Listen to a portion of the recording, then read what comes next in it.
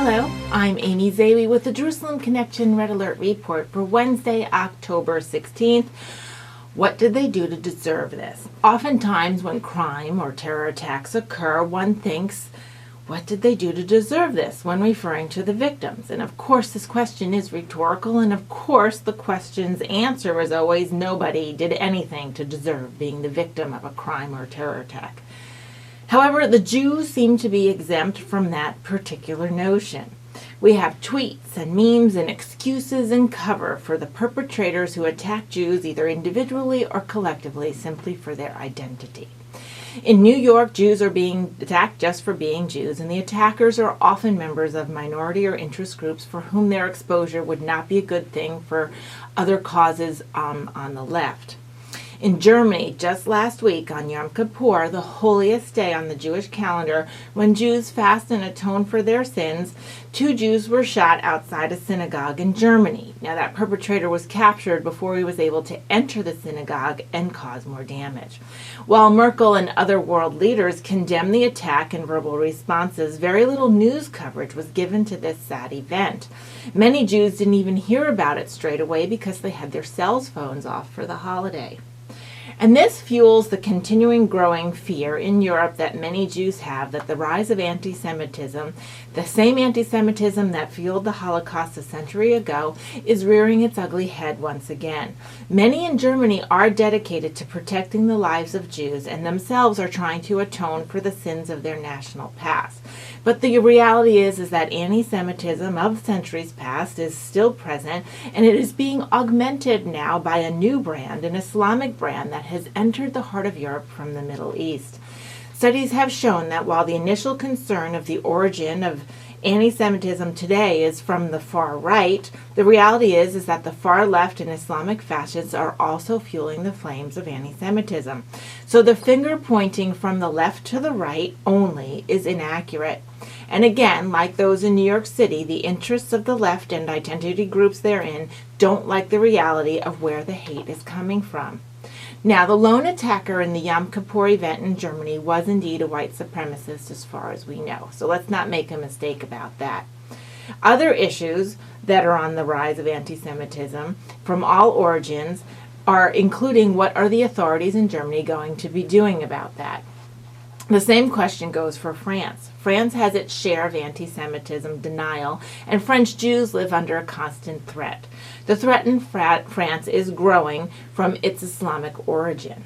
When Islamist criminals or terrorists who hurt or kill Jews in France are called out and captured, the op-eds in national newspapers claim that there is simply an Islamic McCarthyism ongoing. This is another way to whitewash and cover the problem and deny it.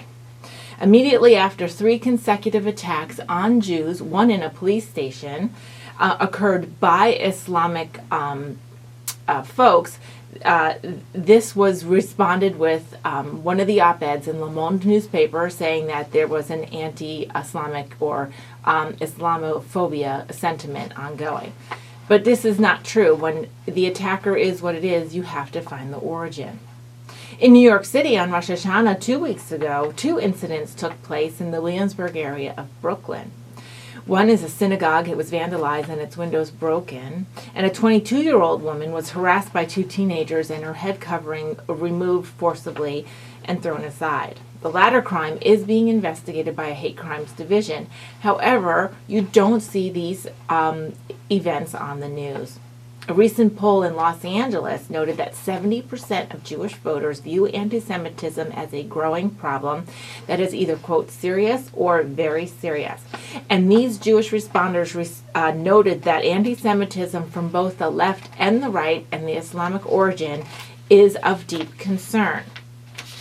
Now let's get back to the holidays. On the eve of Yom Kippur in the UK, the Labour Party member and fierce critic of Jeremy Corbyn, the leader of the Labour Party, who is notably anti-Semitic, was slated to have a vote of no confidence by the group on the holiday she observes, that is, the eve of Yom Kippur. Miss Louise Ellman was at the crosshairs of this. Ellman is an active leader in both the Jewish labor movement and the Labor Friends of Israel, and she is currently the president of the Vice President of the Jewish Leader Council. The Jewish labor movement summed it up in a tweet very well. Quote, scheduling a vote of no confidence in Louis Zellman on Yom Kippur, the most sacred of the Jewish calendar, is truly despicable. The group goes on to write, this was racially motivated targeting and bullying of a Jewish MP, member of parliament. It is a perfect example of how the party is institutionally racist towards Jews. Also notable is that Elman, just the week before in Rosh Hashanah, was listed as one of the world's most influential Jews by the Jerusalem Post special edition.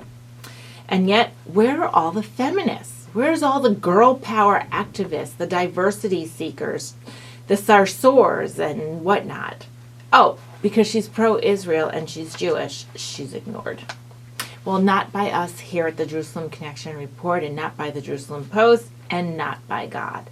We see the truth, and we will report it to you, so you can see the truth. Shavua Tov, and have a great week.